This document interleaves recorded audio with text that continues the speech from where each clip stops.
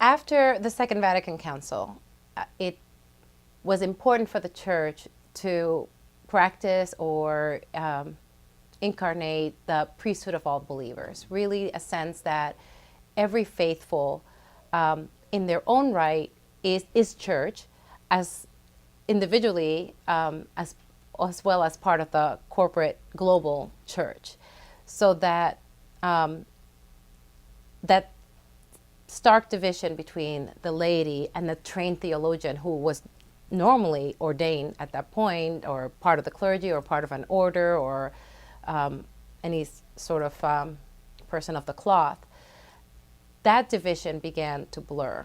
And it's very interesting when you look back at records of something like the Catholic Theological Society of America or the Society for Christian Ethics, that you go back pre-Vatican II, and the records and the pictures and the annuals and recordings are all of clergy, ordained people, being the mind of the church, as well as the people who practiced church, and the laity would just attend. After Vatican II, there was a sense, and a growing sense, hopefully, and one that still is in development, that a lot of the wisdom, the knowledge, the mind and thinking that has to happen in the church has to come from the laity, from people who are living experiences from all walks of life. I personally got into that mentality of the empowerment of the laity as thinkers in the church from cursillos, the cursillo movement, which started in Spain and spread very rapidly in Latin America and is somewhat in the United States now. But my parents were very active in Puerto Rico in cursillo, and I did my cursillo as well. And the whole program is based on how the sacraments empower the laity to be, through God's grace, that which we are intended to be in creation. And it is all lay-led. And so that, to me, that was the norm. That was what my family showed me, and I thought that was the norm. That's what I grew up with. So once we have these voices, what hopefully happens in the church, to some extent it has happened, to some extent there's a lot of matching that still needs to happen between what's being thought about, written about by lay thinkers, and the road that the church chooses. But what happens is that there's a more varied, multifaceted, I think, presence or frame of mind of what the church means, of where it is incarnate, of what does it mean to be faithful, or what does discipleship mean. You get the development of things like engage encounters and marriage encounters. Why? Because it's important for people in their own context to commit to faithful discipleship, but it has to acknowledge their context. And so when you get female theologians, you get feminist theologians, Latino theologians, or U.S. theologians listening to voices from the global South or from other parts of the world, what you get is a deeper understanding of what it is to be a disciple in context. Not abstract, not based out of Rome or the magisterium, not based out of a set of rules or lengthy documents or even a catechism, a 2,000-page catechism, but out of being from El Paso. Most Latino theologians, they ground their work on the option for the poor. And so you can't do systematics grounded on the option for the poor and never touch personal morality or social ethics or political issues. Or you can't do history or biblical criticism grounded on the option for the poor and not touch ethics. This is how we shape our anthropology, our basic understanding of what it means to be human, based on something like the Virgin of Guadalupe, or based on something like the border.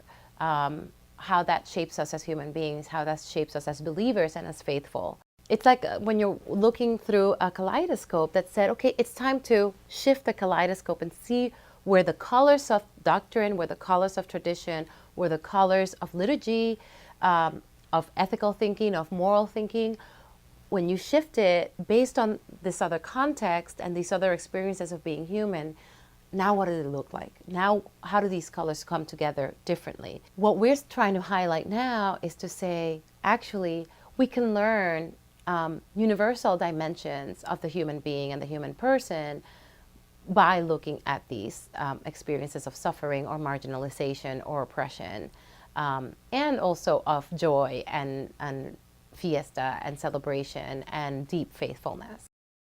The African faith is enriching the wider church in many ways. First of all, the African church is a youthful church. So with that comes the youthful exuberance that is characteristic of youth. The African church tends to be a very joyous church. In spite of the many problems Africa is going through, I mean, one of the things that one notices traveling all through Africa is that sense of joy. People are happy to be Christians. These are things that Africans are bringing to the church. So youth, exuberance, creativity in a lot of ways. Creativity in liturgy, the kind of things I do within the Roman Rite as a Catholic priest in Africa, in worship. I can't find myself doing here. Not that they are wrong, but people are so often so constricted in their understanding of what, this is all about, what the faith is all about. So the African church is also bringing something in about theology that needs to be spoken about. The African church is one church that is in conversation with a living primal religion. The European church, other churches, most of the other churches have lost this. The African church is being renewed constantly, or is drawing from this experience of being in touch with a living primal religion that is part of people's worldview, and using that to enrich the faith that they have received. It's always in this dialogue. It's in dialogue with this reality, as it is with other realities. But this is a very important thing. And so the insights from this are making Christianity larger, from this encounter with African traditions, making Christianity larger in a way that this is now lost in the West. There is no, of course the West is in touch with philosophies and trends and so on, but it is not in touch with a worldview that is religious in that sense, as a constant and continuing dialogue partner. African religions enrich African Catholicism in a number of ways. It enlarges our horizons with regard to the God talk. Of course, I am one of those people who believe that we have to be very careful here to know what limitations also this conversation with African religion over God imposes on us. But, it makes God talk. That contact with African religion makes God talk believable, makes God talk acceptable. The place is suffused with the idea of the divine. So Christianity didn't bring that to Africa. And not only did Christianity not bring that to Africa, but this sense of the divine supports what makes the Christian faith believable. It's not, so you have a situation in many African countries where there is no dichotomy between the sacred and the profane. There's no sharp dichotomy as in the traditions of the West, which have been informed by the Enlightenment. That Africa didn't go through the Enlightenment in that sense. So this is one area of great support. The other enrichment is also in the way we live our lives, in things ethical. The the sense of God supports makes certain teachings or certain ethical positions of the church very acceptable. The sense of God that African traditions have and which supports certain actions or certain ways of being make it possible for Christianity now to teach and to have its teaching accepted much more easily. Africans hold that God has moral qualities that we should emulate. So in that sense, actually, they make God very human. It's an anthropomorphic kind of understanding of God, but it is a usable anthropomorphism in that, well, if God is merciful, then we must be merciful. If God is kind, we must be kind, that kind of thing. So the attributes that they believe God has, those attributes they insist human beings would have also. So in that sense, it's quite interesting. And God becomes, therefore, as Laurenti Magesa would point out, an important moral guide. Even if there are no scriptures to indicate what God teaches, and no written scriptures, that is. But the understanding that God is there and that God acts in certain ways, and therefore